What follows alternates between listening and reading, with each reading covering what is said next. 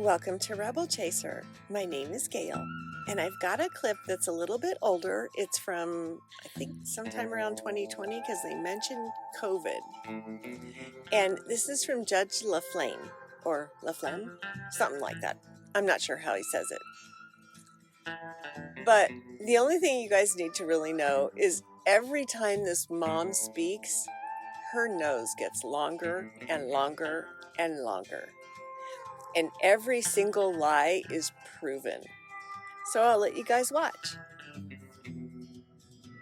Okay, let's do Linux.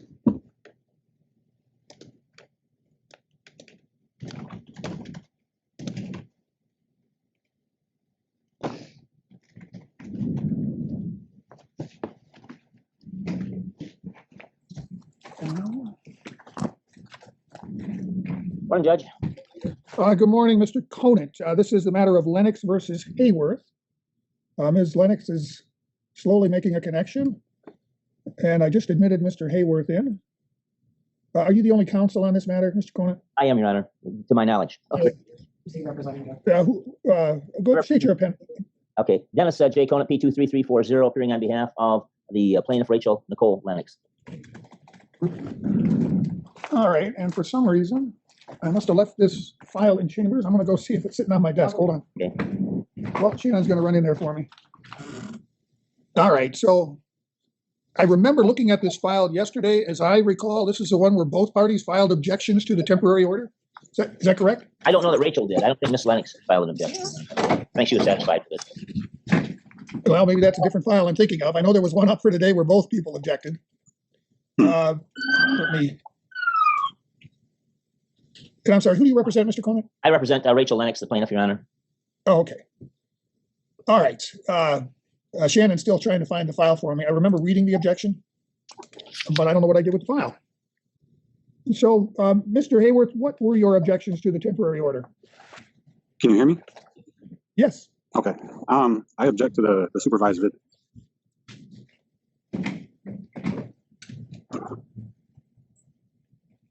How many children are involved here?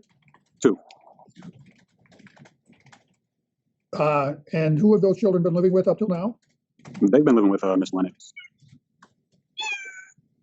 And how long have the two of you been living apart? Since September of last year. That entire time they've been living exclusively with her? Well, they were coming over quite a bit for visits, but after Rachel found out about my new girlfriend, she kind of made that a little more difficult and then brought it to a stop.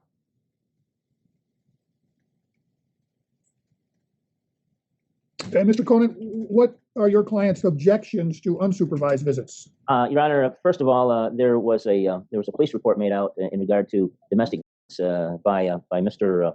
Hayworth's girlfriend that he lives with, and also Mr. Hayworth on my client. It took place in the presence of the minor children, and that was in January of 2020. And to the best of my knowledge, there's been no contact by Mr. Hayworth since that time.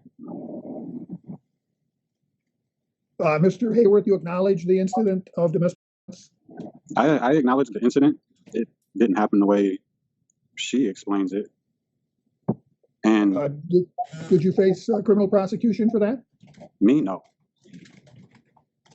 The incident was actually between Rachel and my girlfriend. It wasn't between me and Rachel. Oh, so you weren't charged with domestic violence? Was anyone charged? I think my girlfriend Trisha might have been charged, but that's still pending in court.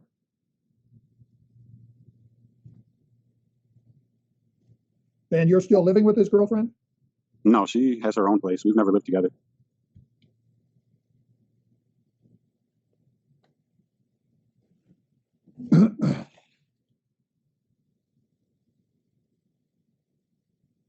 All right. Well, whenever there's an objection to a proposed final custody order, which is what this was, typically what I do is continue the proposed order as a temporary order, and I schedule the matter for a hearing at which I'll determine what form the final custody order will take.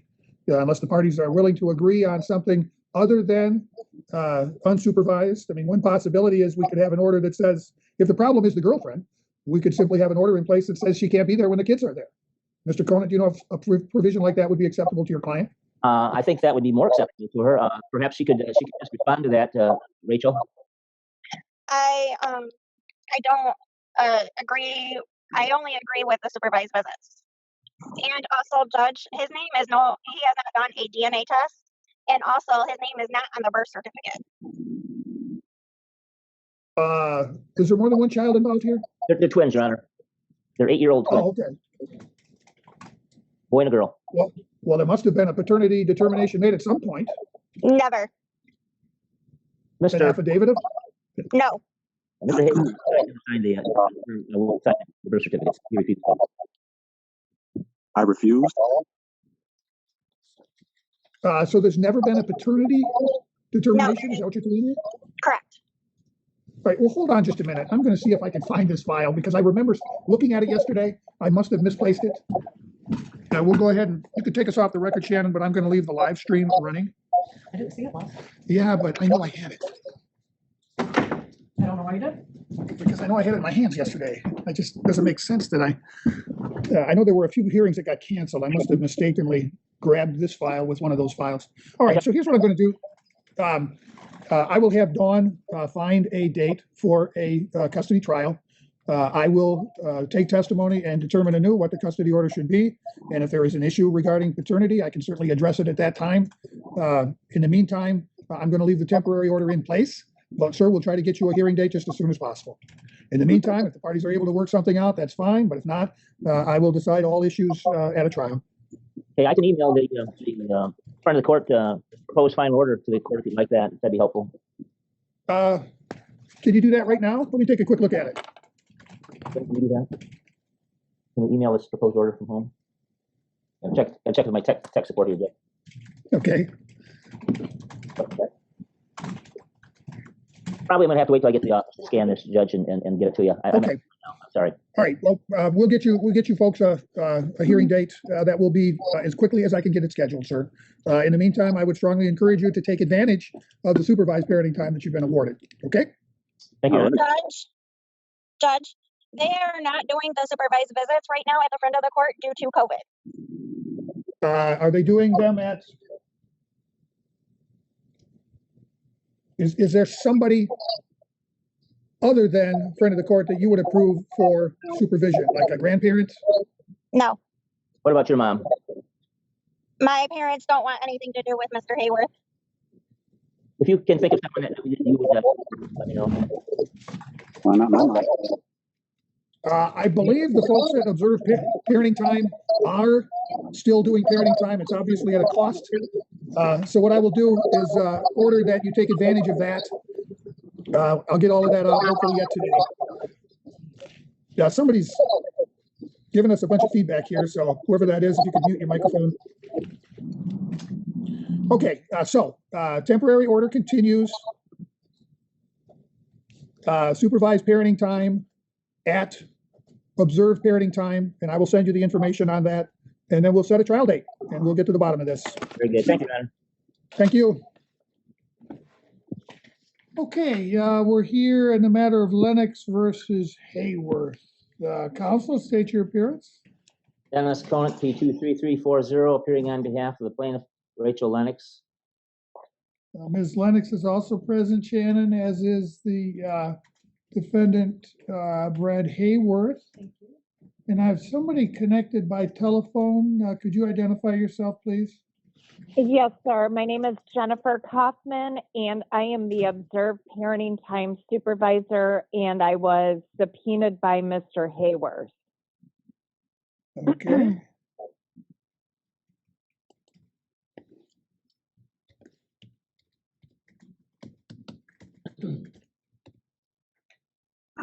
Okay, Mr. Conant, are you ready to proceed? I am, Your Honor. Call you first witness. I would call Rachel Lennox. Ms. Lennox, Yes, Your Honor. would you raise your right hand, please? You do swear to tell the truth, the whole truth, and nothing but the truth, so help you God? I do. State your full name for the record. Rachel Nicole Lennox. Go ahead, Mr. Conant. Thank you. Ms. Lennox, will you tell the court where you live at? I live at 306 Blackman Road, Jackson, Michigan, 49201. And how long have you lived there? I've lived there for a year now. Okay. And who do you live there with? Myself and 4 children and my parents. And you are the mother of 2 children? Correct. And what are their names? Amelia and Blake Lennox. And can you give me their date of birth? 10/27 of 11. 10/27/11. And they're twins, obviously. Correct. And that makes them what? They just turned 9, didn't they? Yes. Happy birthday to the twins. Can you tell me how many years the twins have lived with you? Since August of last year. Okay. And now that's when they live solely with you, is that correct? Correct. Have they lived their entire lives with you? Yes. Okay. And is that you said that was August of 2019? Correct. And is that when you separated from Mr. Hayworth? Yeah. Okay. And in that a year and 3 months that you've been separated, what has been what's been the first of all the custodial arrangement? How has that worked?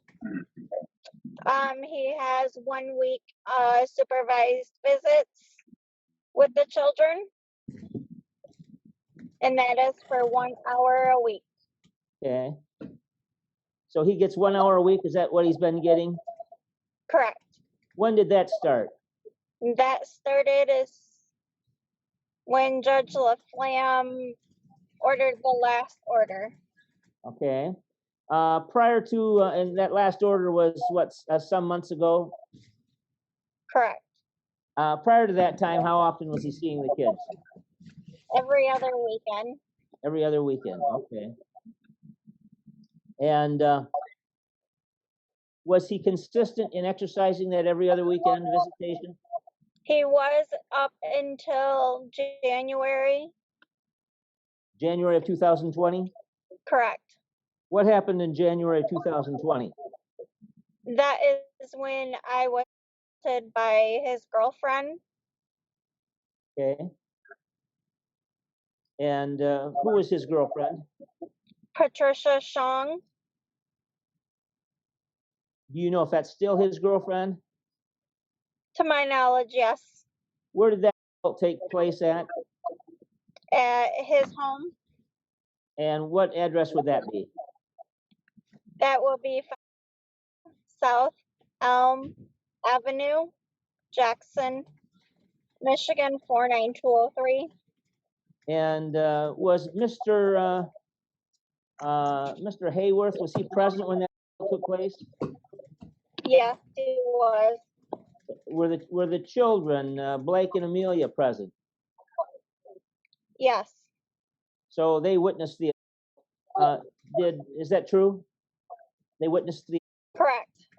and what did Yes. that assault consist of? The assault consists of her lunging at me and then also threw 2 shovels at my head. I'm sorry, threw what at your head? 2 shovels. 2 shovels? Mr. Conan, Okay. I missed the first part of that answer. Ma'am, could you repeat your entire answer, please? You broke up a little bit. Sure. She just at me and she scratched me and broke my necklaces, and then she threw 2 shovels at my head. What kind of shovels were they? Shovels. Were they digging shovels, dirt shovels, or what? What are we talking about? It was a snow shovel with the metal Okay. on the bottom. Okay, very good. And did Mr. Hayworth intervene to stop her from assaulting you? No. what did Mr. Hayworth do, if anything at all? He barely even sheltered kids. The door neighbors pulled kids into their home to get them out of the sight of the. Okay. Again, I missed the first part of that. We've got a bad connection here. Try again, ma'am. He barely didn't even shelter them or even stop her from the old next door neighbors that live next to him pulled the children and myself into their home to stop the assault from continuing. Were the police called? Yes. Okay. What, as a result of this incident, what transpired? What happened with the police? I did press charges. There is a no contact order for her to have any contact with me or the children. To the best of your knowledge, is she continuing to have contact with the children? Yes. And how is that taking place? When Mr. Hayworth has his parenting time with the children.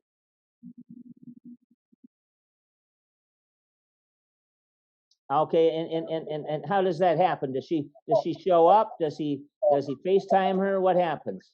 It's either FaceTime or through a text message or a phone call. Okay, so the kids are visibly able to see that she's present by FaceTime. Is that right? Correct. Okay. How do you feel about this? I'm appalled by it. I don't agree with it. Okay. How have the children reacted to this? They don't want to have any visitations anymore with him. They don't want to go and see him. Okay. What were the children's reactions to the? They are shaken. They have trauma. I have them in counseling. Who are the children counseling with? They are going through Flourish in Spring Arbor.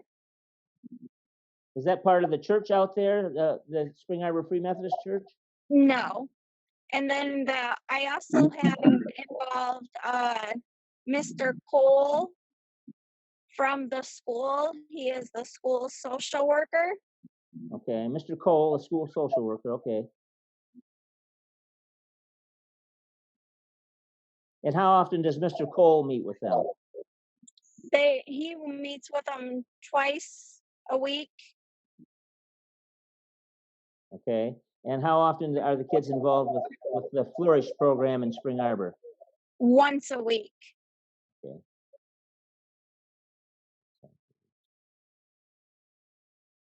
And how long has it been since the kids have gone through observed parenting time, OPT?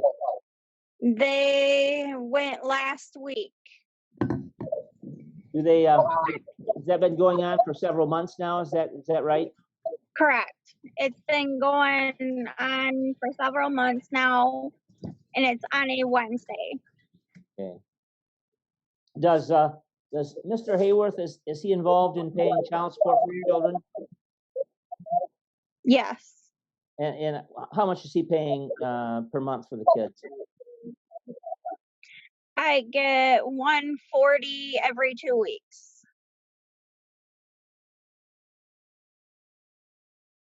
And are you working? Yes. And where do you work at? I work for Walgreens. And is that a 40-hour-a-week job? Yes. Okay.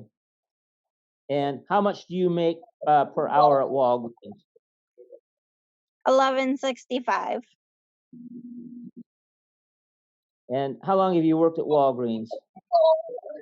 I have been there almost 2 years in April.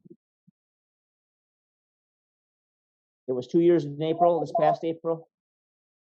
This April coming up Okay, so you will worked there be about a 2 year and years. a half then. Okay, all right, Correct. very good. And are you in need of child support from Mr. Hayworth to help to support the kids? Yes. And do you live at your parents' house? Is that right? Correct. Okay. So do they help to supplement your income by providing housing for you? Yes. Okay. And describe the home for me just a little bit. The home is a 3-bedroom, 2-bath home. Okay. It's a wide modular. The boys have their room. My parents have their room, and me and Amelia have room. Okay. So is there a bed for each one of the kids? Yes. Okay.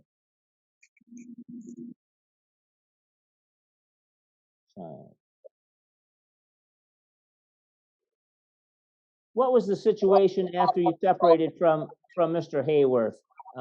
As far as, did he ever say, "I want the kids to live with me"? No. Okay. It was just presumed that you would take care of them and be responsible for them. Correct. He's never been on the children's birth certificate. Did he acknowledge that he was the father of the children? No. So at this point, there really is no determination of a father. Is that right? Correct.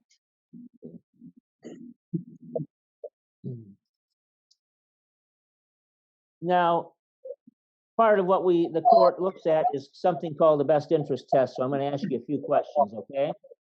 Sure. Can you tell me what the love and affection that you have for the kids is? I make sure they have all the love and affection they need. I make sure their schoolwork is done. I make sure they are fed, taken care of. Do they come to you with their problems? Yes, they do. And do the children demonstrate love to you? Yes. How do they demonstrate love to you? They hug me. They tell me every day that they love me, that I'm pretty, and that I'm a strong mom. And how do you show love and affection to your kids other than feeding and supporting them? I give them hugs, kisses. I make sure we have playtime with each other. We play board games. We go out on bike rides. And you have to work full time to help support these kids. Is that right? Correct. Do you are you able to find time to help them with their schoolwork? Oh, yes, I do. Okay. And between your mom and yourself, your parents and yourself, are you able to provide them with the food and clothing and medical care they need? Yes. Yes. Has the child support from Mr. Hayworth been consistent? Yes. Does that comes as it should? It should. Yeah, it comes. There's been a couple of times it hasn't come right on time. Uh-huh. How is he? Where does he work at? Last I knew, he was working for High Tech Building Solutions. In what capacity would that be? That would be going into buildings like for the MDOT, and doing janitorial work, cleaning. Okay. Is he presently working or has he been on layoff? To my knowledge, he hasn't been working. Okay. You think he's getting unemployment? Yes. Okay. How are the kids doing in school? The kids are doing wonderful in school. Where are they attending school at? They are attending to Warner Elementary. Okay, over in Spring Arbor. Correct. And do you know what kind of grades they're receiving? They are passing grades. Okay. And what grade are they in? They are in 3rd grade. 3rd grade. And what's their attendance like? They're there every day. Okay. Do you know if they've had any tardies or absences or anything like that? No. Okay. And do they ever have homework that they come home with that they need help with? Oh, yes. As far as your son, what areas does he need help with? Blake, he's just like struggling with his spelling and his reading. Spelling and reading. And what do you do to try to help him with the spelling and reading? I sit down with him and I have him sound out the words. If he has trouble, we make sure put the finger underneath it and sound it out. Does that seem to help him? It's helping. Okay. And Amelia, how's she doing with her classwork? She is struggling with her math. Math? And yep. And do you work with her on her math? Yes. Okay. And what kind of attention do you give her with her math? With the math, I make times tables, adding and subtracting flashcards with her. I sit down and we'll do some adding and subtracting and some multiplication problems, and I have her solve them. Is this helping her, do you believe? Yes. And what hours are you working at your job? As of right now, I am fluctuating between morning shift and evening shift. Okay. And what does morning shift consist of? Morning shift consists of like a 8 to 4 or a 10 to 6. And evening shift could be a noon to 8 or a 2 to 10. Okay. Or a 2 to 9. And how many days a week does that go on? 2 or 3 days out of the week, and if there is some type of help that one of the kids needs with one of the schoolwork, or there's something that needs to happen in the afternoon or evening, I try to see if I can switch with another employee. And do you do that then? Yes. Okay. Do you typically work Monday through Friday, or do you work weekends as well? I work as weekends as well. Okay. So if you're working on the weekends, you might not be working as many days during the week, Monday through Friday. Correct. Okay. And how many days a week do the kids go to school? Monday through Friday. They go all 5 days, do they? Yes. Okay. They're not on any kind of a partial program then, a hybrid program.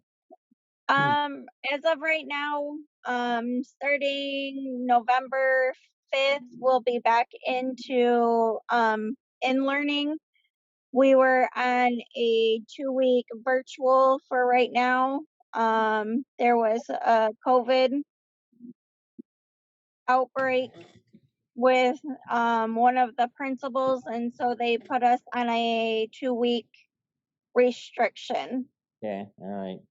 So you kind of playing life as it exists today. It's Right. difficult. Okay. Yeah. Are you involved in any outside relationships with any men? No.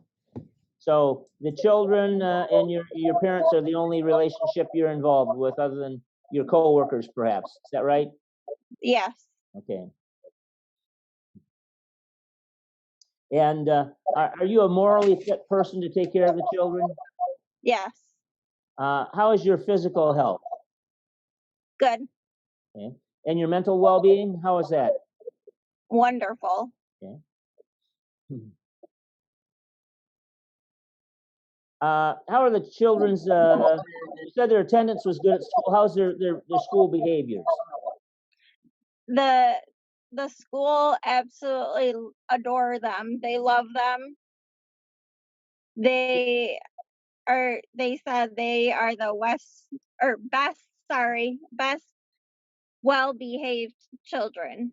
Yeah. Does that make you feel pretty good? It does. Does Mr. Hayworth, does he ask you about the kids' school performance? No. Do the two of you discuss the children at all between the two of you? No, we don't. Okay. Have you indicated to him that you're not happy that he's having his girlfriend FaceTime while the kids are with him? No, I have not. Okay.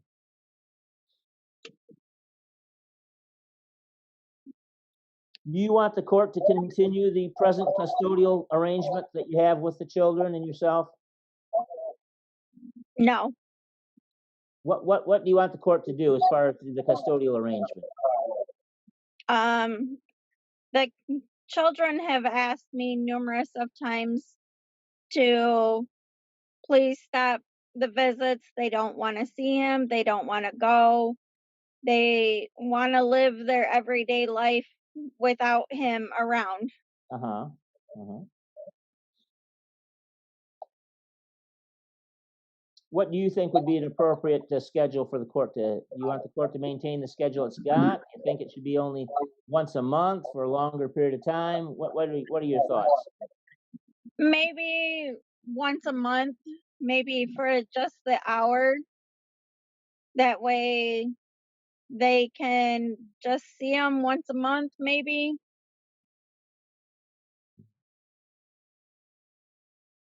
Are you willing to, and have you attempted to promote a good relationship between the kids and their dad?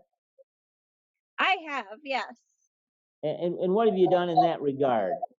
I've told them it's gonna be okay, go have fun. I'll see you back in an hour. You'll be okay. And they tell me they don't want to go.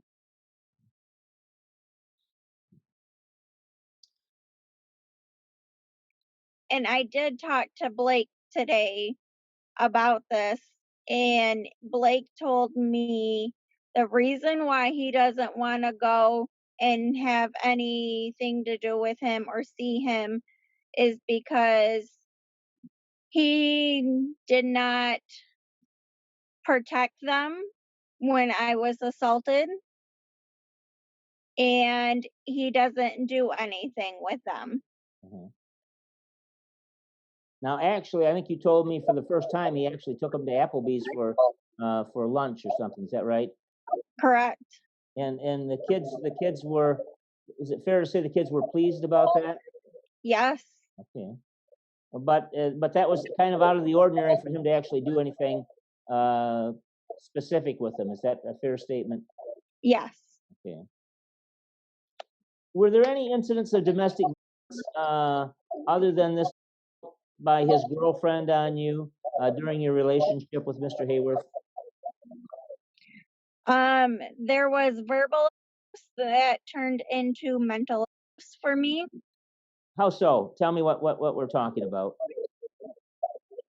Over the years, he verbally abused me, Did he have put names me he called down you? in front.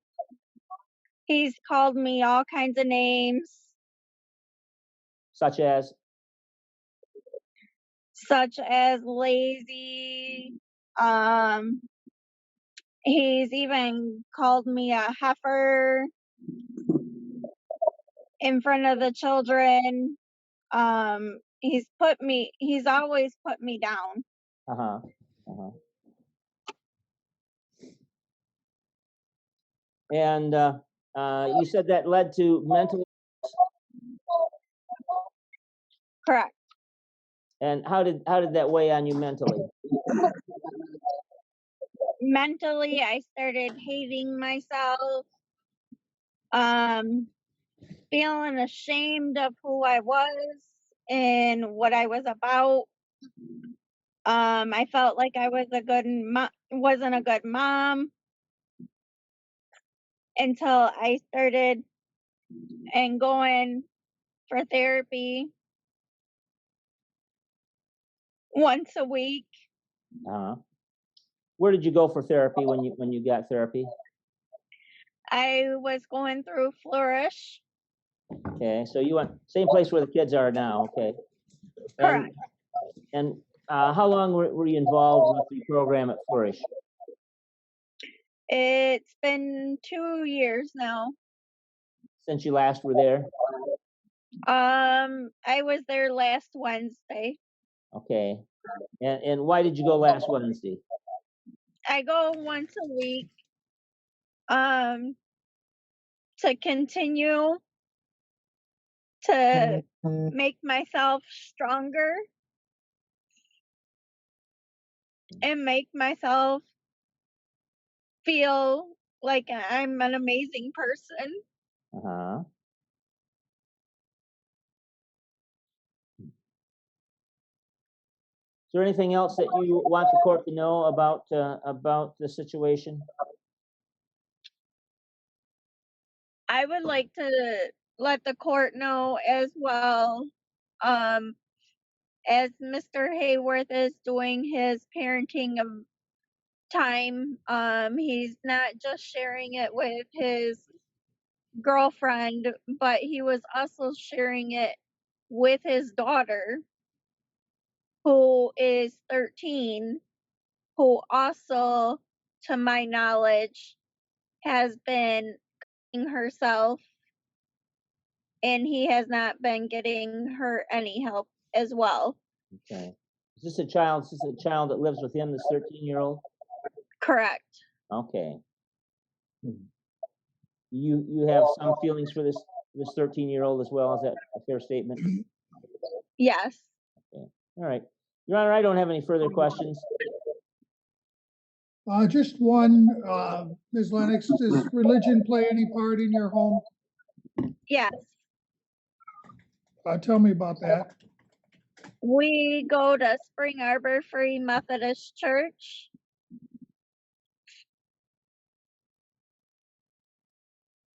Are your children involved in religious training or activities? They go to church with me every Sunday. They go to the kids group, and then also they, through the church, we have, is called the Kids Hope Mentor. They meet with the mentor once a week, maybe twice a week, where it's somebody that from the church comes in and helps them do any type of math, reading, any type of schoolwork. Were you involved in this church or another church when you were with Mr. Hayworth? I've been involved with this church. Well, was Mr. Hayworth involved at all? No. Mr. Hayworth, do you have any questions of Ms. Lennox? Do I have any questions for Ms. Lennox? Yeah, you have the opportunity to ask her questions. It's not your turn to testify. You'll get that chance. But right now, if you have any questions for her, now's the time to ask them. Okay. So I never acknowledged that the twins were mine. Nope. So what happened to the two affidavits that we had notarized that you told me that you sent in the 2 separate times? I shredded them. Oh, so Because you lied to me you both were times, the all one. right? Well, hold on. Let her answer the question, and then you can ask another one. You said you shredded the affidavits? Sure did, because he kept on telling me and other people that the twins were not his.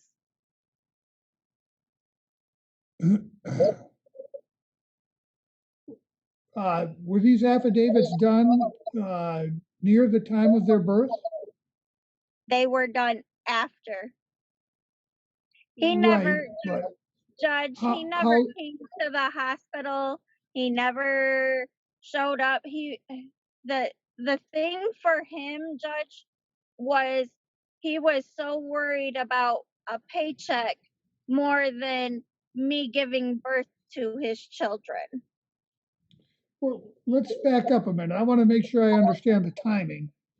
How long after the twins were born did he sign an affidavit of parentage? A year ago. Oh, just a year ago. Yep. And you did not submit them at that time? No. So there's never been a determination of paternity? No, there has not. Do you have any doubt that he's the biological father of your twins? I know he is. Go ahead, Mr. Hayward. The first affidavit that was signed was not too long after they were born. The other one was signed October of last year. I still have copies of the recent one. Hold on. It's not your turn to testify. This is question. I'm going to assume there's a question in there. Ms. Lennox, was there an affidavit of parentage within a year or so of when the twins were born? We did draw them up, but they were never notarized. And never submitted to the state? Correct. Another question, Mr. Hayward? If they weren't notarized, why did you take them to your bank to fill out? All right, say it again. You broke up a little bit. If they weren't notarized, why did we have to go to the bank to fill them out? She was being nice. I think the question is, didn't we go to the bank to have them notarized? Yes, that's a better form of the question. And what's your answer to that, ma'am? She wasn't a notary. She was just witnessing us signing them. All right, and you retained those after they were signed, and you never submitted them to the state, correct? Correct. Because I found out that she was not legally a notary, so I couldn't have those sent in. All right, but regardless of the fact that you've never submitted affidavits of parentage to the state, you and Mr. Lennox lived together for, looks like maybe 8 years or close to it, and as the father and mother of these children, correct? Correct. The children have always known him as their father, correct? Yes. They don't believe someone else is their father, correct? No. All right. Go ahead, Mr. Hayward. Do you have more questions?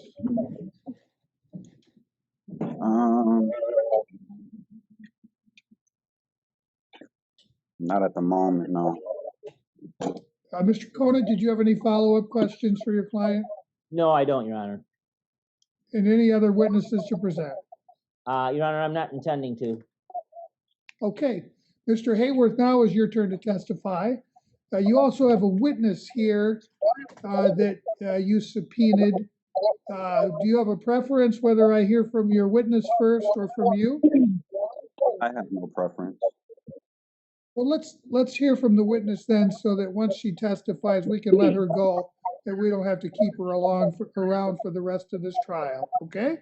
Okay. Thank you, Judge. Would you raise your right hand, please? Yes, sir. You do swear to tell the truth, the whole truth, and nothing but the truth, so help you God? Yes, sir. I do. All right, state your full name for the record. It is Jennifer Kaufman, Koffeman.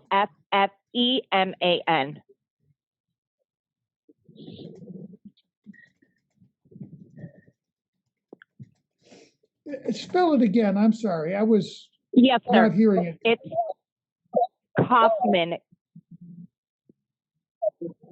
Kof is in Frank, F is in Frank, E as in elephant, M is in Mary, A as in apple, N as in Nancy.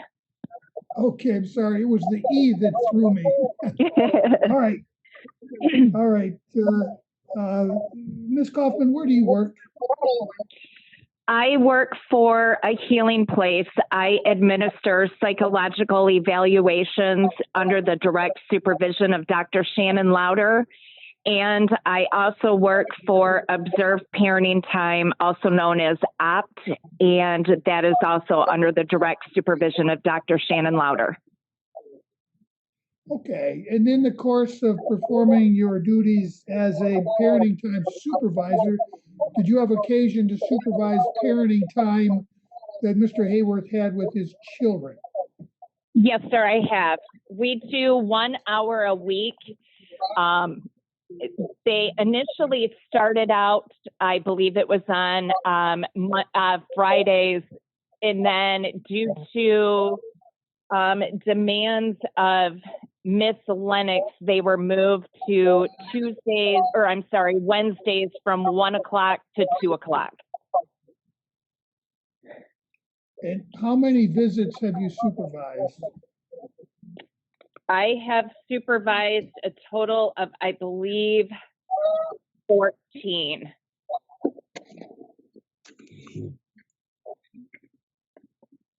Tell me what your observations have been in observing the parenting time. The observations are this, Your Honor. I submitted a report to you guys initially. When I did the initial intake, I got a substantial amount of information from Miss Lennox.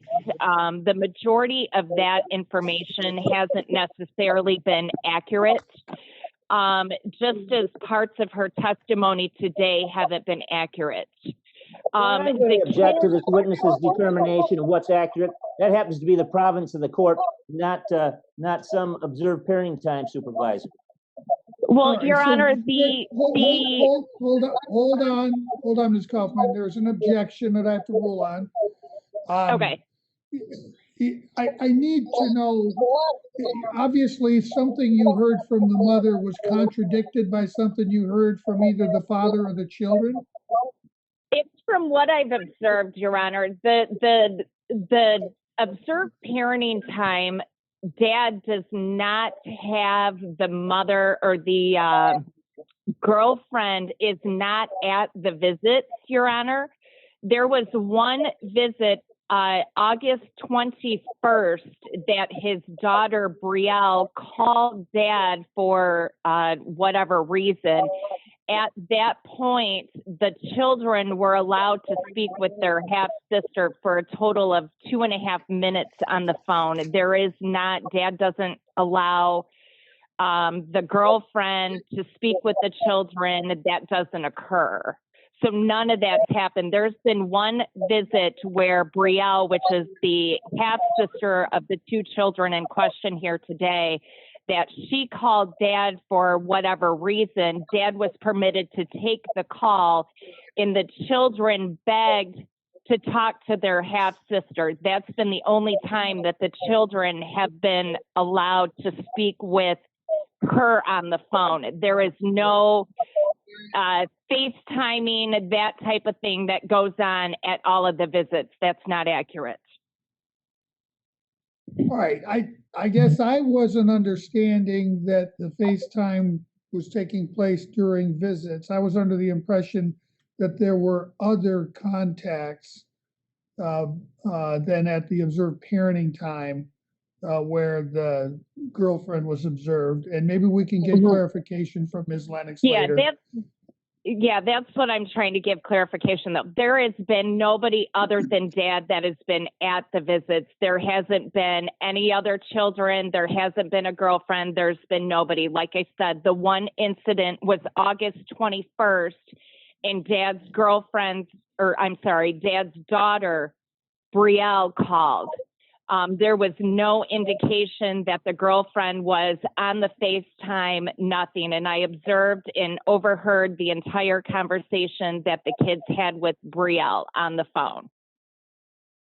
So you were able to hear Mom's. Correct. I am sorry, Judge. Hold up, Ms. Lennox, you can't speak out. You have to be quiet.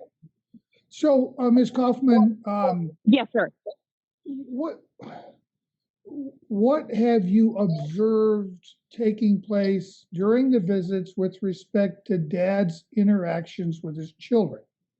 Dad's interaction with his children have always been appropriate. The children, when they come, they're hugging Dad. They're actually asking to live with Dad on a regular basis. They don't understand why they can't go to Dad's house. They are constantly painting. They go for walks together. They ride bikes together. They play on the slides together. We've been doing the visits because it's been nice at Ella Sharp Park is where the majority of the visits have gone. However, last week, because it's been getting colder, we did go to Applebee's. Dad bought the kids lunch. They interacted and had a good time there at Applebee's. Have either of the twins demonstrated any fear of their father in the visits you've observed?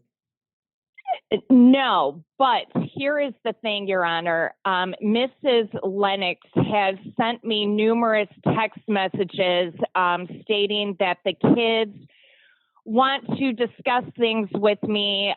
She stated the kids don't want to come to the visits because Dad smells like alcohol and avoid. Well, Dad was willing to, which I addressed these concerns with Dad after the very first visit. Dad, on his own, submitted random drug test. He didn't know the dates that I was going to tell him, hey, you need to bring me a drug test before we have a visit to eliminate these concerns. Each visit, Dad submitted to an alcohol strips test, which picks up any alcohol at a 0.002 or higher. He was negative at each visit.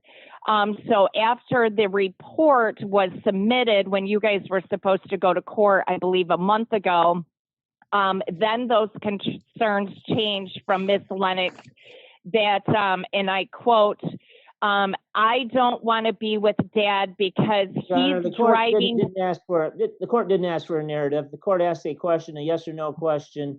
She answered it no, and then she's gone on with the 5-paragraph answer. If she wants to be something more than observed parenting time supervisor, then she needs to have those questions asked directly to her so I can interpose an objection in a timely fashion. All right, so Ms. Kaufman, the objection is that you're engaging in a narrative, and it's correct, you have. But so let me ask you specifically. So Mom told you that the kids said they don't want to have visits with Dad because he smells like an alcohol, correct? Correct. You observed, are you familiar with the smell of Dad alcohol?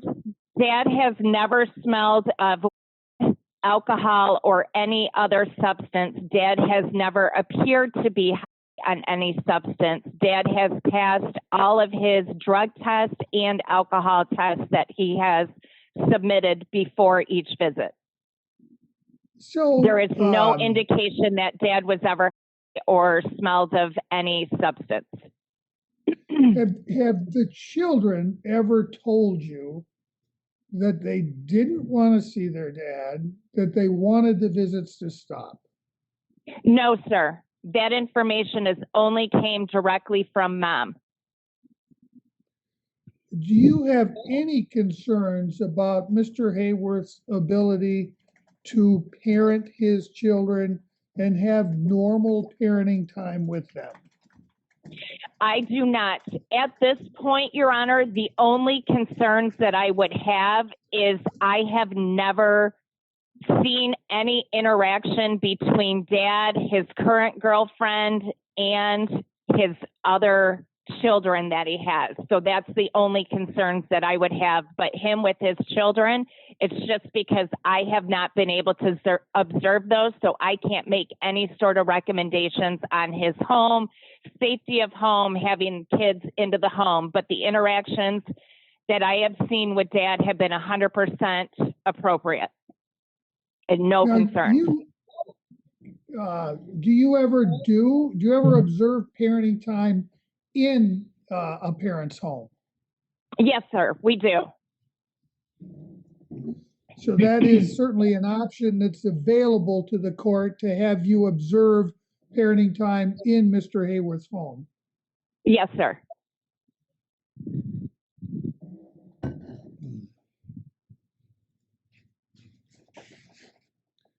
Have the children ever expressed during a parenting time any fear or concerns over Mr. Hayworth's girlfriend?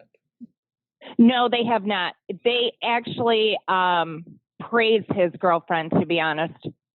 No concerns.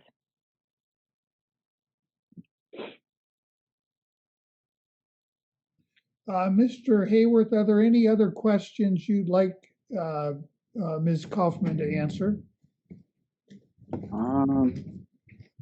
No, I don't have any questions at the moment. Mr. Cohen, cross-exam? No questions, Your Honor. Thank you. Can we dismiss Ms. Kaufman so she can get back to her normal duties? No objection, Your Honor. Okay, thank you, Ms. Kaufman. You are free to go. Thank you, sir. Have a fantastic day. Thank you, you too. Okay, Mr. Hayworth, we'll hear from you now. Would you raise your right hand, please? Yes, You do swear to tell the truth, the whole truth, and nothing but the truth, so help you God? I do. State your full name. Bradley Hayworth.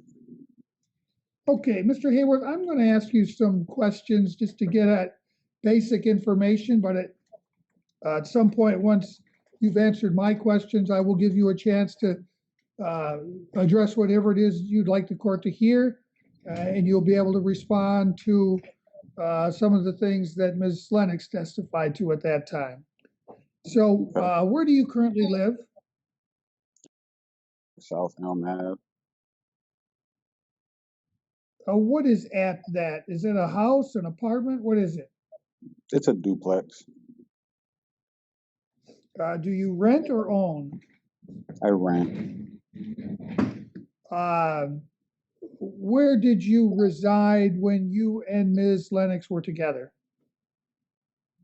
We live together. At that address? Yes. That's what I was asking. Oh, I'm sorry. So how long did you live together at that address?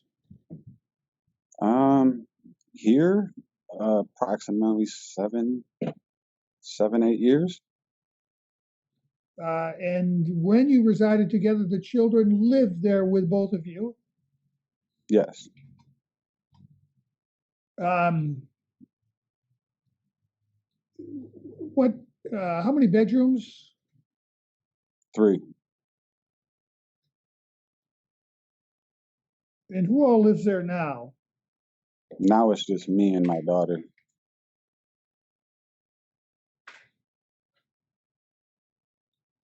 There's been a lot of mention about your girlfriend. I think I heard a name. Shang was her last name? Yes. Are the two of you no longer together? No, we are. She just doesn't live with you. No. I got you. Well, tell me about this incident that Ms. Lennox describes where your girlfriend altered her. You were present? Yes, I was. What happened? Well, I was having a visit with the kids that evening, and Trisha was over here, and Rachel had texted me and said that she was on her way, and I told her to let me know when she was outside, and I would bring the kids out. And she replied with something along the lines of, "She must be there or something, huh?" And I said, "Yeah." And she said that she was coming in because she had something to say to both of us. And I told her that she wasn't coming in. And she kept insisting that she was coming in. And I told her that she wasn't. And when she got here, she pounded on the back door. So I got the kids around and I walked them to the back door. And as soon as I opened the door, she pushed the kids to the side and tried to come in. And I stopped her from coming in. And in doing so, she stumbled backwards and knocked the kids over. And Trisha came to the door and tried to help Amelia up, and Rachel threw a fit and started screaming, don't something like, "Don't touch my kids," or "Get your hands off my kids," or whatever. And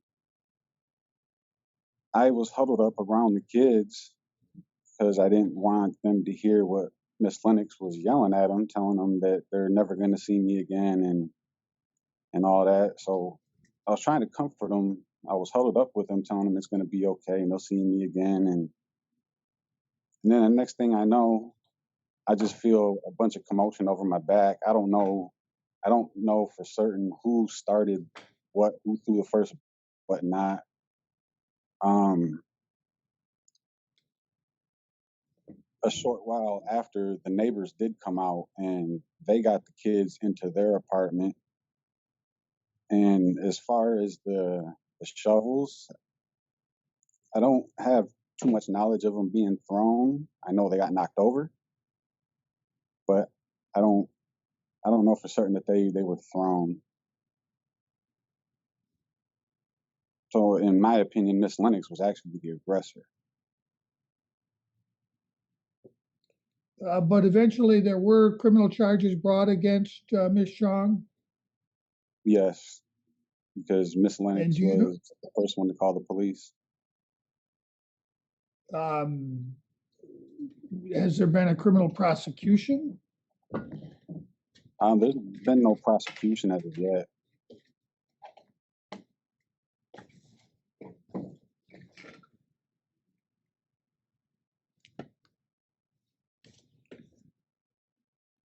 Okay, when you and Ms. Lennox were residing together, how did you share parenting responsibilities?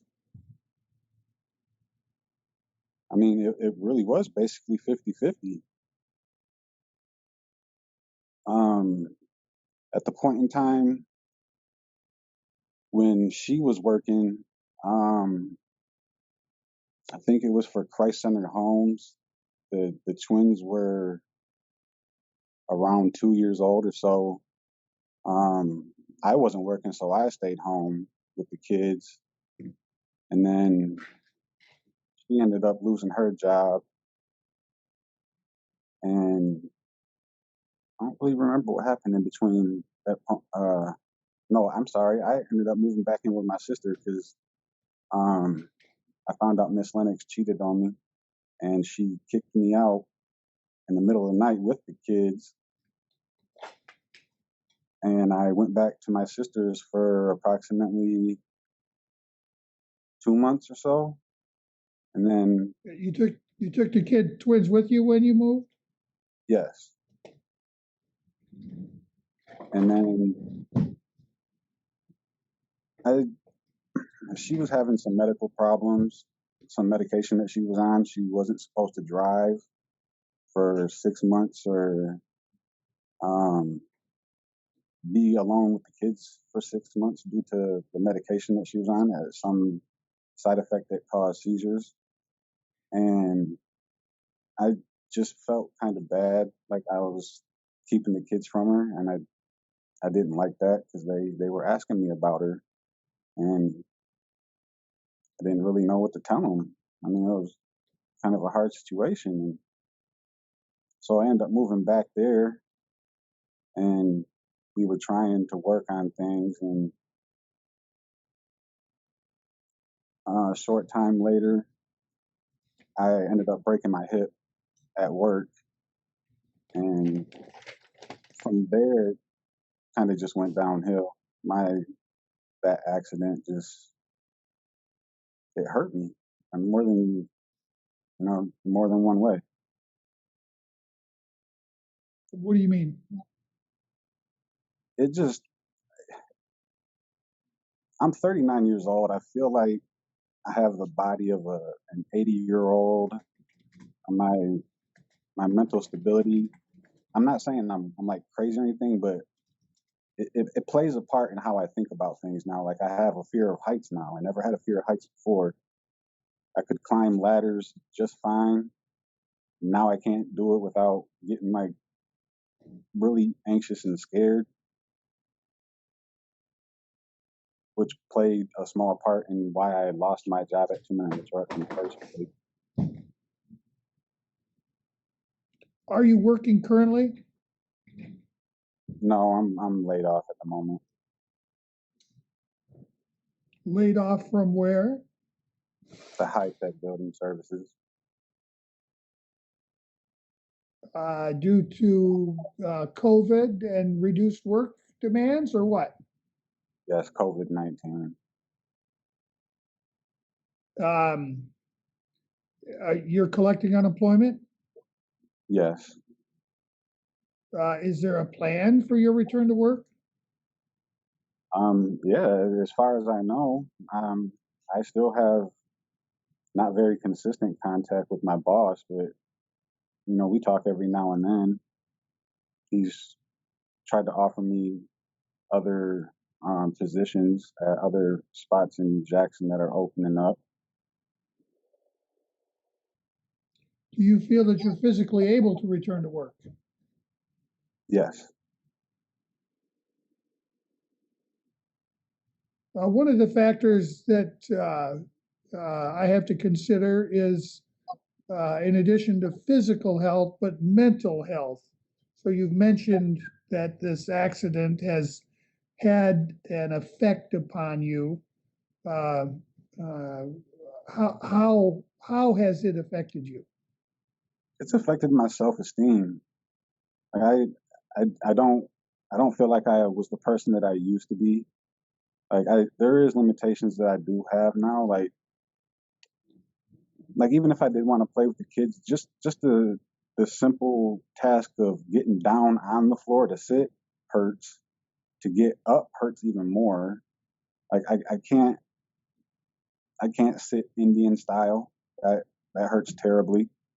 There's just limitations that I have. Like it just caused depression. So I've heard mention that you have a daughter. What is her name? Brielle. How old is Brielle? 14. Well, she'll be 14 next month.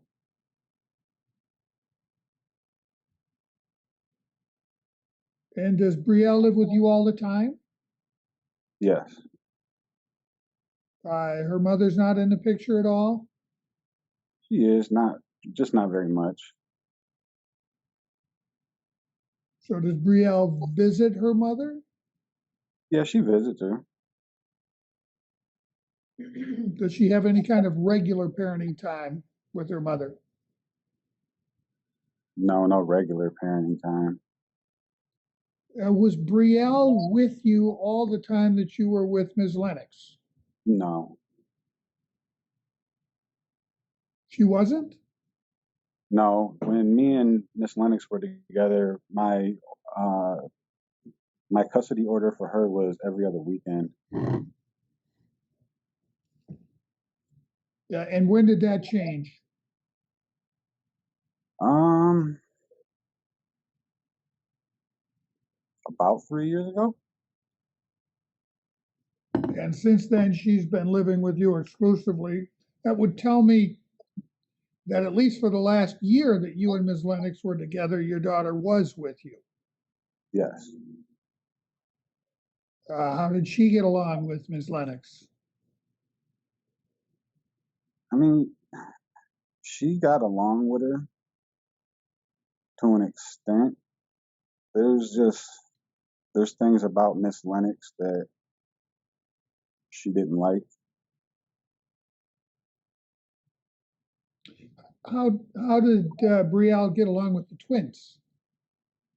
Oh, they got along excellent. I mean, they had their big sister, little sister, and brother problems, but they absolutely loved each other. Well, love each other.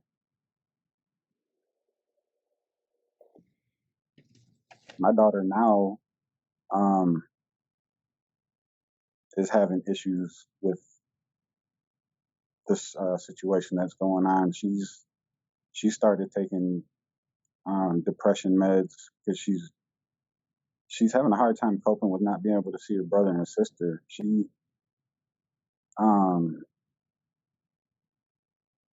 She talked to one of the twins on the Xbox. This was a little while ago, and then she was told that she can't talk to the twins no more. And I don't remember if it was Blake or Amelia got grounded for talking to her sister on the Xbox.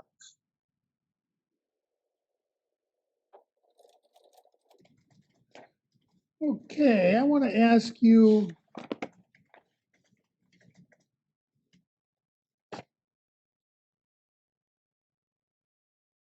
about your relationship with the twins. Do your twins express love to you? Yes. How do they do that? Well, they tell me well, not so much anymore, but they tell me all the time. I mean, I feel the love when they tell me that they want to live with me and they can't wait till they're able to come over. That makes me feel really good.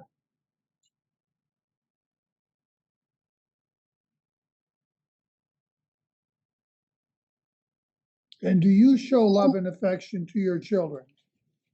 Oh yeah. How do you do that? I hug them. I might hug them a little too hard sometimes,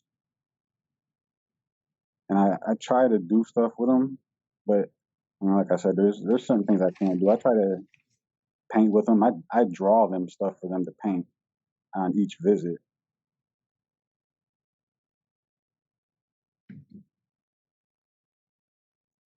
Have you had any involvement with your children's schooling? Not so much now. Not this When year.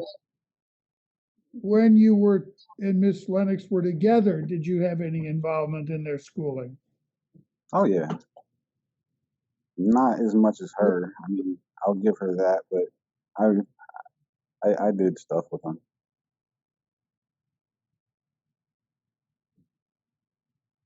Who, when you were together, normally took care of their medical and dental needs? She did.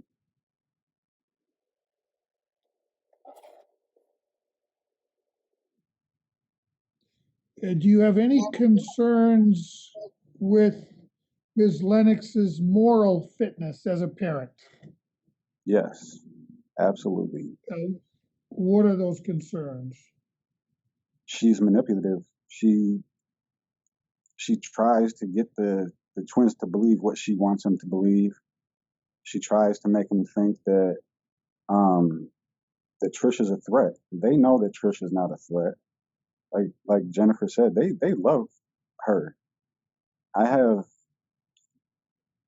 pictures of text messages between Amelia and Trisha on Snapchat. Amelia asking Trisha if she can be her mom and if she can come live with her. And you know, Rachel is a pathological liar.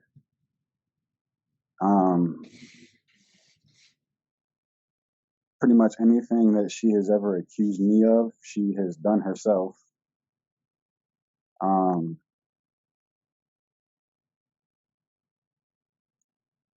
I know she is physically abusive.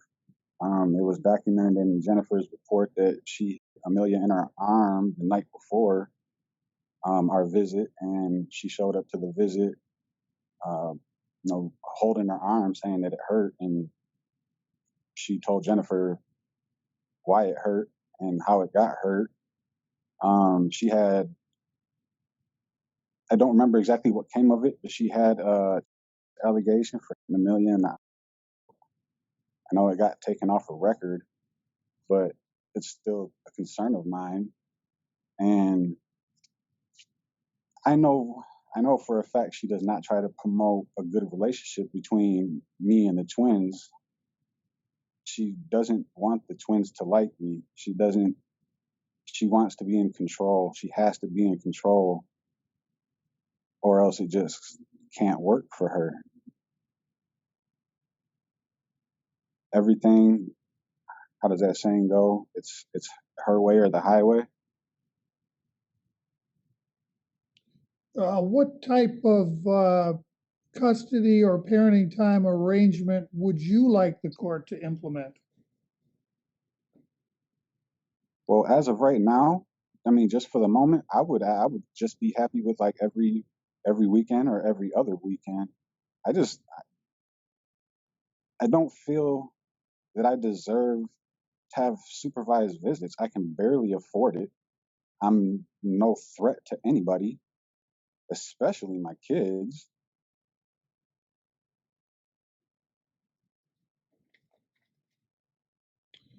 Anything else you'd like to tell me?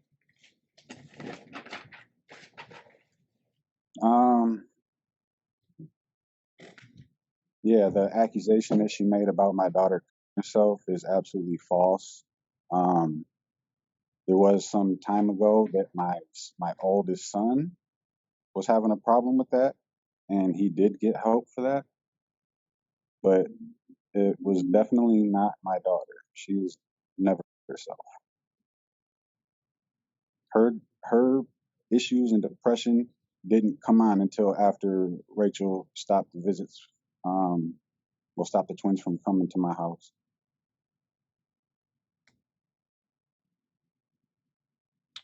Anything else that you'd like to tell me? Yeah, this has been bugging me since our last meeting. I don't remember if it was Mr. Conan or Miss Lennox that informed the court that I have not tried to make any contact with Miss Lennox regarding the kids since January 3rd.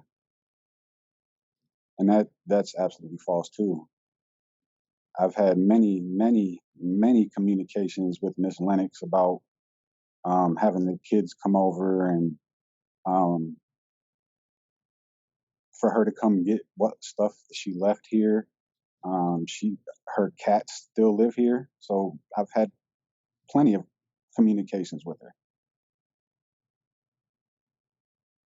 Most of them have been fights because she won't let me see the kids.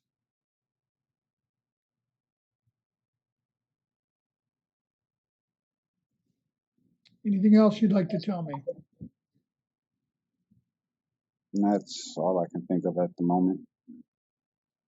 I'm sure Mr. Conan would like to question you. Mr. Conan, do you have some questions for Mr. Hayworth? I do, Your Honor.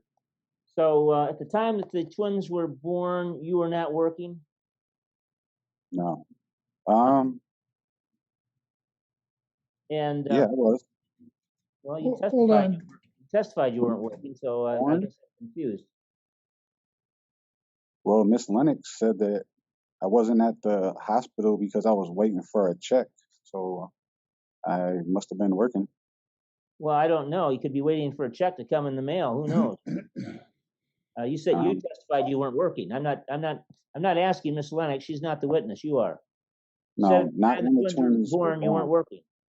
When we moved into this apartment at this address.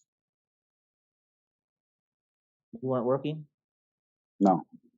Well, when we moved in, yes, but shortly after, I lost my job.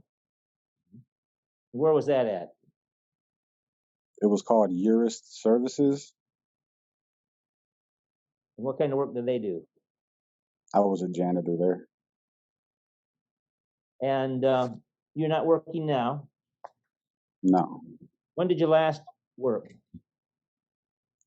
My last day of work was March 24th.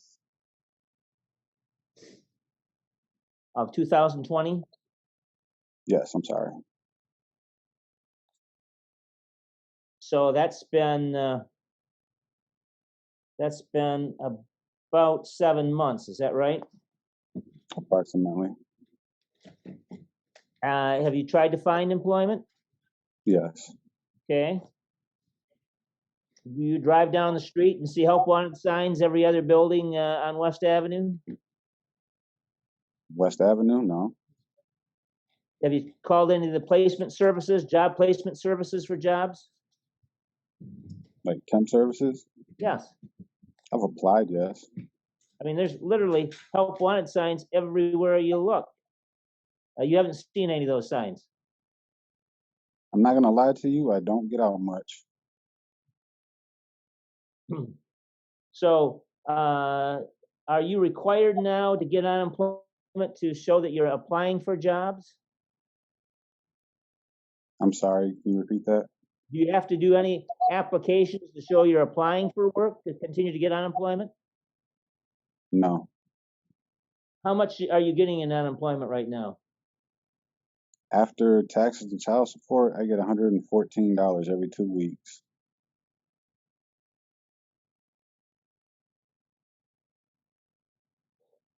Do you know who your children's school teacher is? What his name is? Her name is?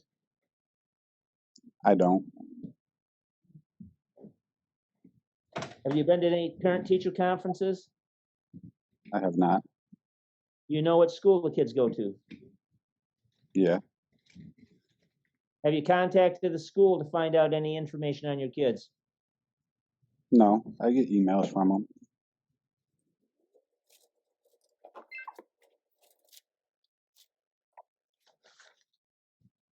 Did you do anything to break up the assault between your girlfriend and the plaintiff when she assaulted your girl when your children's mother? I did a little. I didn't do as much as I could because I was trying to protect the kids. Didn't the kids end up next door at the neighbor's house? Yeah, after I got in between the two of them. And you don't live with your girlfriend, is that right? Yes, that's right. Was there a time when the two of you lived together? No.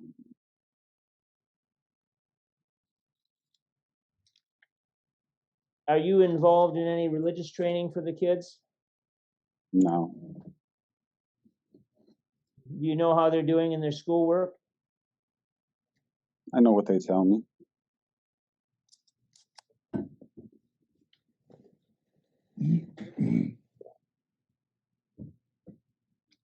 Do you take anything for your depression? Yes. What do you take? No. It's a generic version of. Okay. And who prescribes that? Dr. Martone. And where's Dr. Martone at? I believe it's called the Townsend Center. Okay. In Vandercook? Yes.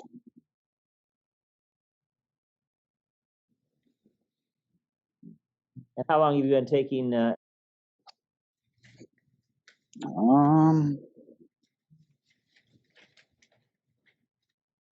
About a year.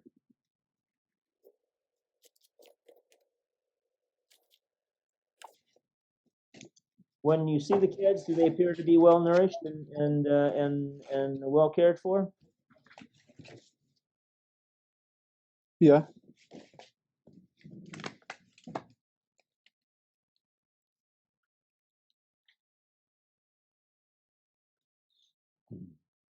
What job did you break your hip at work at?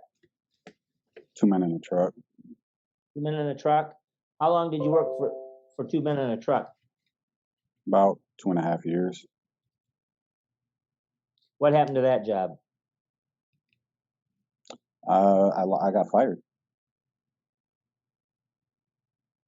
Why'd you get fired? I was on 4 separate crews that were accused of theft.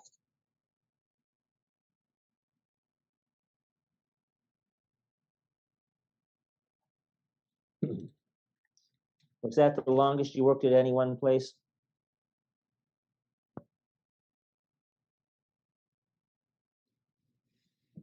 I think so, yes.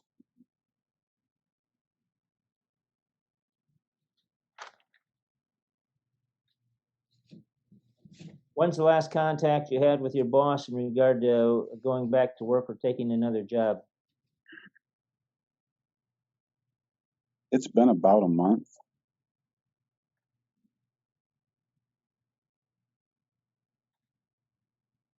Where does your 13-year-old, where does she go to school at? Parkside.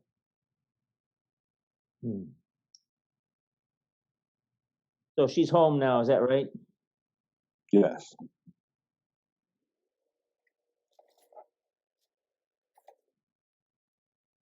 Your children appear happy and content when you see them? Yes.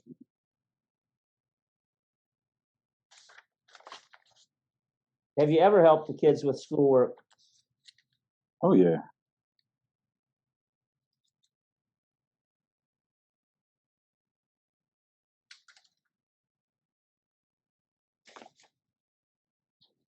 What are your employment plans for the future? Honestly, I'm not too sure. I'm trying to find a new job at the moment. I'm getting tired of just sitting around. But you haven't taken any steps to go and actually look for a job, though, have you? I mean, other than online on like Indeed and other that, no. You have a resume on Indeed? I do.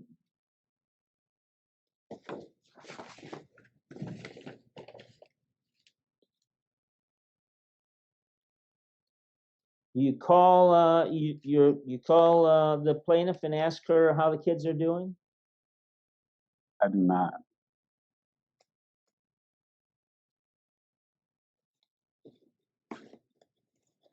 Me and her don't communicate too well. It always ends up in a fight because she still wants to be with me, and it always turns into a fight because I don't want to meet her anywhere and talk to her or anything, and that's what it always turns into. So If I the think she's court grants you some unsupervised parenting time,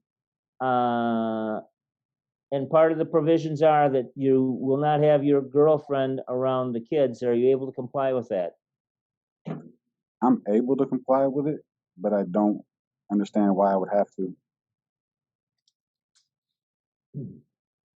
Has your girlfriend tried to FaceTime you while you're with the kids? No.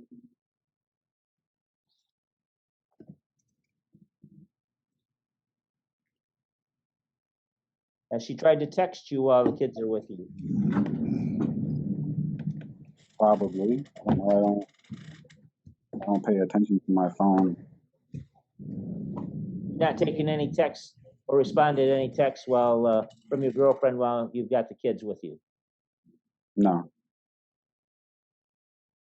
I answered the phone that one time for the kids to talk to their sister. That's it. Have you engaged in any religious training with the kids? No. Have there been any other acts of domestic violence between you and the plaintiff? No. Have you called the plaintiff names? Have you called her a heifer? Have you made comments that are derogatory to her about her weight or anything else? I have called her names. The heifer thing is taken out of context. She knows in which context I use that word, and it's not to call her fat. But this was coming from both sides. It was not just me. Absolutely not just me.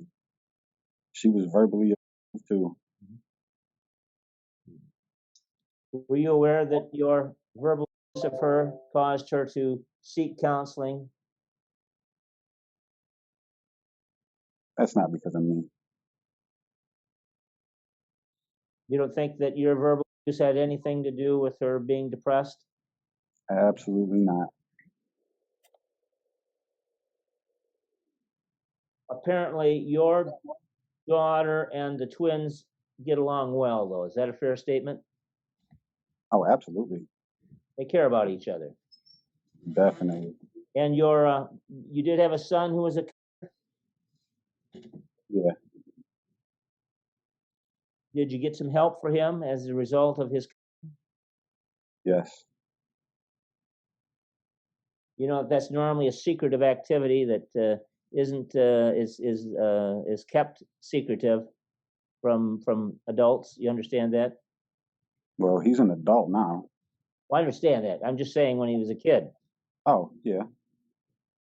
You don't have any belief that your daughter is your 13-year-old. Absolutely not. Your Honor, I have no further questions. Thank you. Thank you. Anything further that you wanted to bring out, Mr. Hayworth?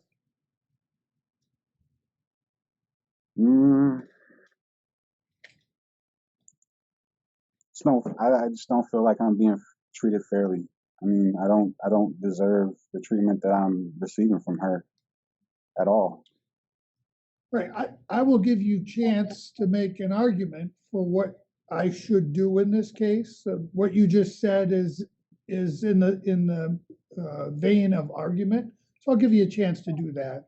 I just wondered if there were any more facts that you wanted me to be aware of. Not that I can think of right now. All right. Mr. Conant, any rebuttal testimony? I guess I just would call Rachel Lennox for just a couple of questions. Okay, Ms. Lennox, do you understand that you're still under oath? Yes. Go ahead, Mr. Conant. Thank you. Ms. Lennox, did you believe that when Mr. Hayworth called you a heifer and other names, believe that was a joke? It wasn't meant to be hurtful? No. How did you take it? I took it as hurtful. Okay. Was that why you sought counseling? Is that one of the reasons that caused your depression? Yes. And did that harm your self-esteem? Yes, it did. Did you tell him that his words were hurtful? I have. You believe that he knew they were hurtful? Yes.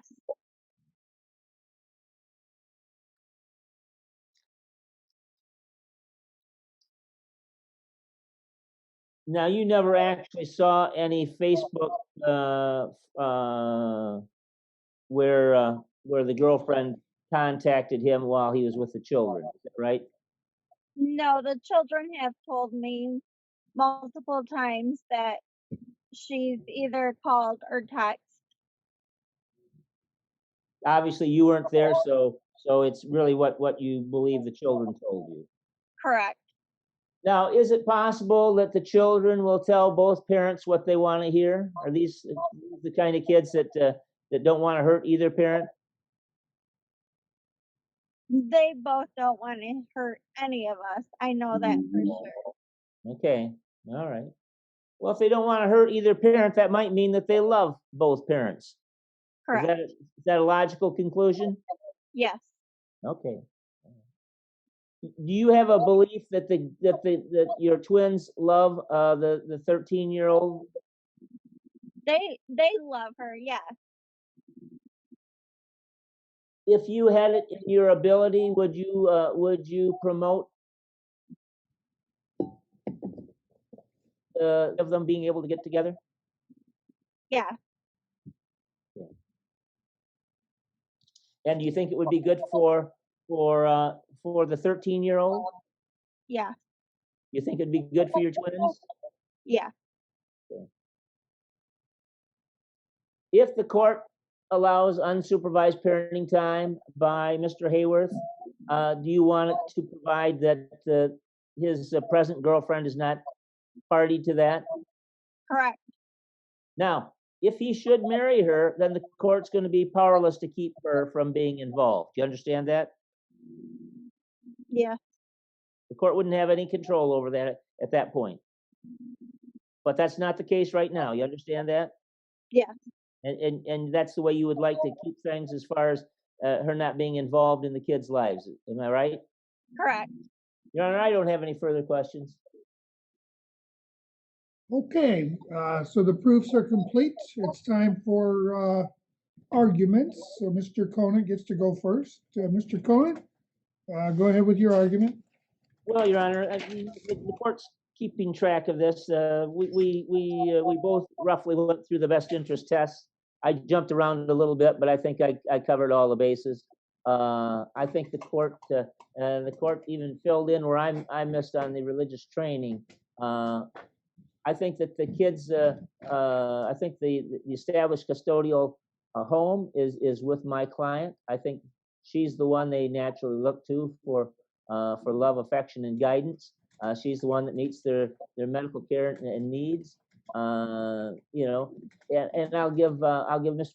Worth credit. He does financially contribute through his unemployment, but for the most part, it is my client and her parents that are making sure that the kids are fed 3 times a day, that they have clothes, and all of their needs are met. I'm going to go out on a limb. My client may not like it, but I think these kids love both parents, and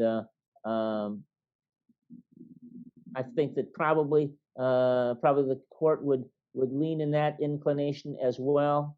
I think the best interest tests certainly preponderate in front of in favor of my client, and I don't think I need to go through every element to confirm that. I think they're equal in some areas, and there might be an area that maybe Mr. Hayworth has the advantage, but I think most of the factors preponderate in favor of Ms. Lennox. So I'm asking the court because I think the real issue isn't custody. I think the real issue is what kind of parenting time are we going to have here? That probably some unsupervised parenting time for Mr. Hayworth without his girlfriend being present, because the primary focus of that parenting time is for him to spend time with the kids, and perhaps for the 13-year-old to have some time with her sister and brother. It certainly sounds appropriate. And I'll leave it at that, Your Honor. Thank you.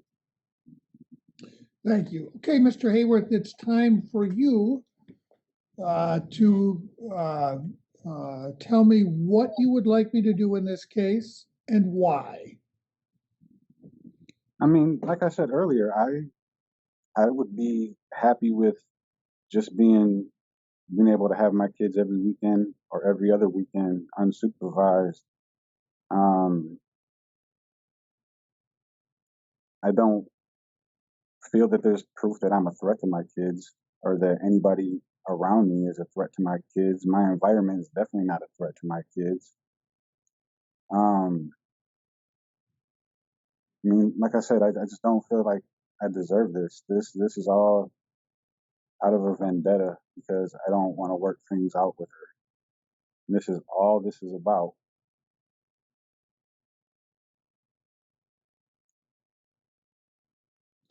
Okay, thank you. So the court has to make a determination with respect to custody and then a determination with respect to parenting time. The first thing in making a custody determination that the court has to consider is what is the custodial environment of the children. The custodial environment is defined by, and let me get the exact language so I get it right. an established custodial environment exists when, over a appreciable period of time, the child naturally looks to the custodian in that environment.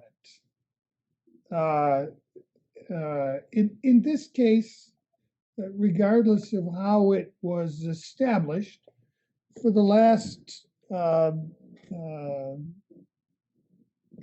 year plus, the children have lived with their mother. She's the one they've looked to for care during that time. They've not been with their father, and I understand that Mr. Hayworth believes they've been kept from him unfairly, and I will address that. But it's quite clear to me that there is an established custodial environment with the mother. That being the case, the court can change that established custodial environment only upon clear and convincing evidence that it's in the best interest of the children to do so. Here, Mr. Hayworth isn't asking me for custody. He's asking for reasonable parenting time. If I were to go through the best interest factors, they do definitely weigh in favor of mom in terms of the length of time the children have lived in a stable and satisfactory environment. Certainly, it's been stable. There clearly are strong bonds of love between both parents and the children. So that would, at best, be balanced. It certainly wouldn't weigh in favor of Mr. Hayworth over Ms. Lennox. The capacity of each to care for the children and provide their needs. I think they've both shown both the capacity and disposition to care for them. So at best, it's balanced. And possibly even because mom's the one who's always taken care of the medical and dental needs, that if the scale is tilted, it's tilted in mom's favor. Permanence of a family unit. I mean, we both have single parents and no one else residing in the home of a romantic nature. So neither family seems to have any greater degree of permanence in the court's mind. I didn't see any significant concerns about either party's moral fitness. Mental and physical health is certainly adequate to meet the children's needs. Mom's the only one involved in school. That certainly would weigh in her favor. Normally, the court would meet with the children and ask them what their preference is. I mean, even if I met with the children, they told me we want to live with dad all the time, and we don't want to live with mom at all. That's only one factor. So even if I were to do that and meet with them and they told me that, that's only one of multiple factors that the court has to consider. It wouldn't outweigh the other factors. It wouldn't carry the burden of me actually changing custody. The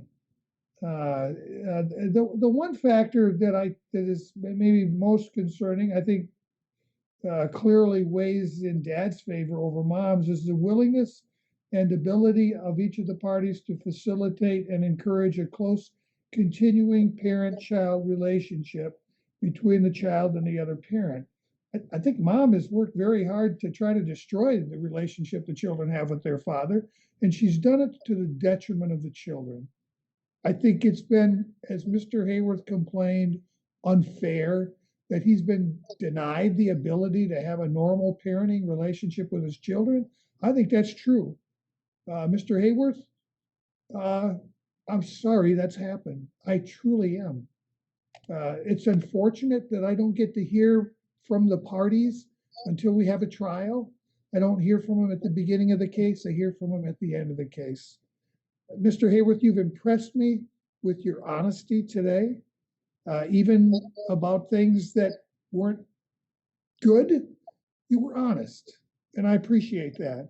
I believe you've been totally honest with me. I think mom at least with respect to what happened at Dad's home and the conflict with the girlfriend, was not honest. I think she was as much at fault for what happened that day by barging into the home and creating a ruckus. This was not good for the children at all. It wasn't good for anybody. When we look at the parenting time is considered to be the right of the child. A child deserves to have a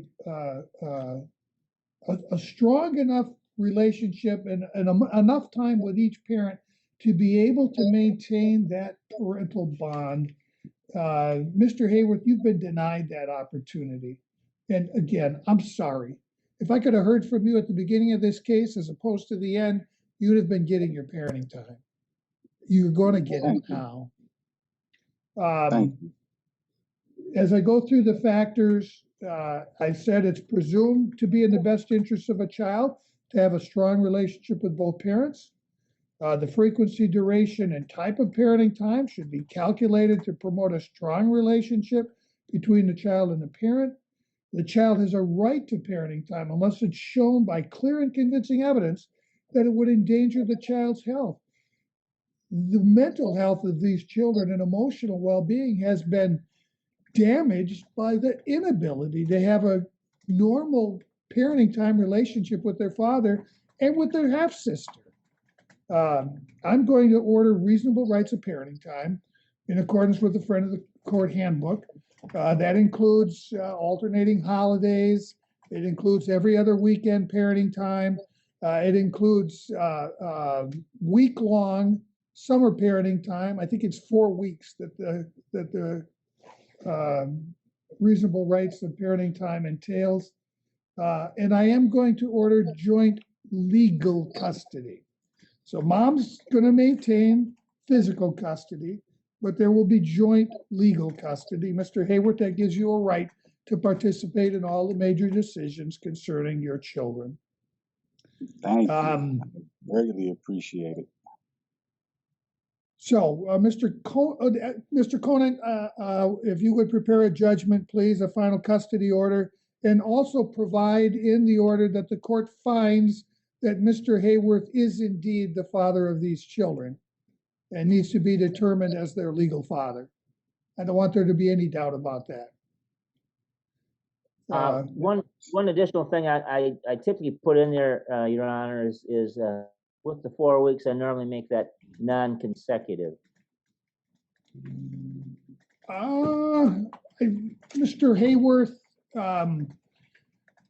sometimes we will give parents 2 weeks of parenting time. If you get 2 weeks of vacation, you like to take them with you on vacation. Let me see what the handbook provides. I know part of the concern for what Mr. Conan just mentioned is that the primary custodial parent doesn't like to be away from the children more than a week at most. But these children are getting older. They're not super young.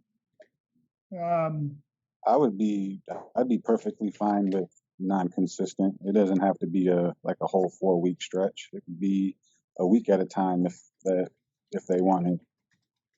All right, so you can include that, Mr. Conant. I am not putting any restrictions on Mr. Hayworth's girlfriend's presence during the parenting time. My restriction is going to be this. I don't want there to be any interaction between Ms. Lennox and your girlfriend. So when the children are exchanged at your home, Mr. Hayworth, Ms. Lennox needs to stay outside in her vehicle. The children are certainly old enough to be able to walk to and from the house to the vehicle. So there's no opportunity for a conflict to take place. Yes. When you're dropping off the children, again, I don't care if she's in the car with you, but she needs to stay there. I don't want there to be a potential for interaction between her and Ms. Lennox. Obviously, that situation got out of hand. I don't want to see it repeated. If we keep them apart, it won't be repeated. Agreed. It looks like the current custody or child support order probably should continue. Mr. Hayworth was imputed, and I would continue to impute. I don't, based on anything I've heard, I think that there's a need to redetermine child support so the temporary order can be included in the final order. And Very Mr. good, Lennon, Your or Mr. Hayworth, I understand you're not working, but there's a lot of jobs out there. There are I a lot know. of jobs out there. I know. I've been trying. I haven't. I mean, I'm not gonna lie. I haven't asserted myself as much as I should, but I am trying. All right. Well, I encourage you to do that. I know there are a lot of folks that are hiring, and that's something you need to do. Mr. Conant, you will prepare this judgment. I shall. Okay. Thank you. Have a Thank good you, day, Your Honor. everyone. When does this take place or take effect? Any reason Mr. Hayworth couldn't have parenting time this coming weekend, Mr. Conant? Would that work, Rachel? Oh, you're muted. There you are. I know. This weekend we have plans. Okay. All right, then it'll start next weekend for sure. Okay. It also includes reasonable rights of parenting time includes a midweek visit where you get to see the children for 4 hours. Is that something you would like me to include with your parenting time award, Mr. Hayworth? Absolutely. All right. Is there a preference Tuesday, Wednesday, Thursday night from you, Mr. Day, Hayworth? any day, Ms. any Lennox, time. Ms. Lennox, do you have a preference? Wednesdays are the only days that I have off. So you would prefer it not to be Wednesday? It can be Wednesday. Okay, then if Wednesdays work for both of you, make that happen, Mr. Conant. That'd be after school then till when do the kids get out of school? Wednesdays are half days, so they get home around 3. So 3 to 7. Yeah. That work for you, They Mr. can Hayworth? pick them up at 3. Yes, Have them sir. till 7. That works for On me. in the midweek, you would be solely responsible for picking up and dropping him off, Mr. Hayworth. No, I don't have a problem with that. Okay, Is great. that what we're gonna do for the weekends, or how are we gonna work that then? I prefer I Mr. think- Hayworth not to come to the home. Would you take the kids? Well, let's see, how would that work then? You want to I take the would meet kids? him. You want to take the kids to his home and pick them up from his home? That's fine. All that right, work? just make sure you stay in your car when you do that. I will. And Mr. Hayworth, make sure that you stay in the home and your girlfriend stays in the home.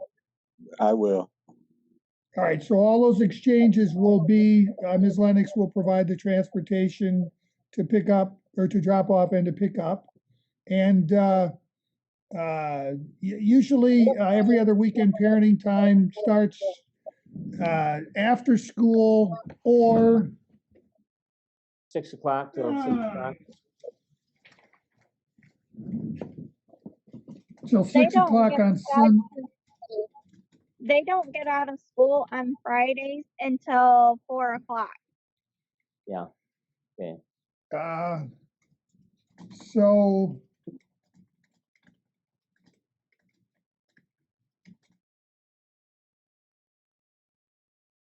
I mean, it might be just easier to do it from 6 p.m. Friday to 6 p.m. Sunday. Does that work for both of you? That That's will work. absolutely fine with me. All right, That'd let's probably do be that. easiest. Okay. All right, thanks, Judge. And will that midweek Thank you, visit, Mr. Conant. will it start this Wednesday? Yes. And for I the won't have the midweek order in one, place, but you should get a midweek visit this Wednesday. okay, and I'm responsible for the pickup and drop off for the midweek visit? Apparently, Ms. Lennox doesn't want you coming to her home, so she said she would do the drop off and the pickup. Okay, Is that all right, Rachel? Or if he wants to meet us halfway, that's fine. I can do that as well. Where would Is that that be? something the two of you could communicate about without having conflicts? Judge, I'd rather do it right here, right now. That way it's all ordered. Yeah, So I I'm trying agree. to figure out what would be a halfway point. I really don't have a good firm notion as to where each of you resides. So what I'm would on you the say would be a good I'm on halfway the point, west Ms. Leonard? side and he's on the east side. Middle for both of us would probably be like I would say Walmart. It's a little closer to Walmart. her, but it'd be easier to meet at Walmart. The Walmart Uh, parking lot near the old, Finley's, what's the restaurant that's no longer in business? Finley's. Finley's. Finley's? You want near the Finley's in the Walmart parking lot? That's fine. Okay. By Finley's. Okay. All right. Is that going to be for all of them, all pickups and drop-offs then at Finley's? Is That's fine. that good, Mr. Hayworth? Yes, sir. All right. Let me try to put her together here. Okay, thank you, Mr. Conant. Thanks, Judge. All right, I think we're done. Have a good day, everyone. All right. Okay, so the first thing I have to say is, or to ask, is why do these women all have voices like this that are like nails on a chalkboard? Her voice was driving me nuts, and I'm so sorry for you guys. I'm sorry. Now imagine this. What she proposed at the beginning was for the dad to get his kids 1 hour a month. That's 12 hours in a year. He's not even allowed to have them for a full day a year, as far as mom's concerned. I mean, that's astonishing to me. And everything she said was a lie. I mean, she tried to say that the kids don't want to see him. That was a lie. She tried to say that the kids don't want to see him because he smells. Well, that's a lie. That they don't like the new girlfriend. Well, that was a big lie. I mean, everything she said. Oh, the fight they had. I kind of, when she barges into his house, pushes him out of the way and the kids, and that is her. That's all on her. He told her to stay outside. She wouldn't listen. So that little scuff up that she had with the girlfriend, that was all on her, in my opinion. Hopefully that will come out in court when the girlfriend, or hopefully it did come out in court when she pressed charges against her. That's just ridiculous.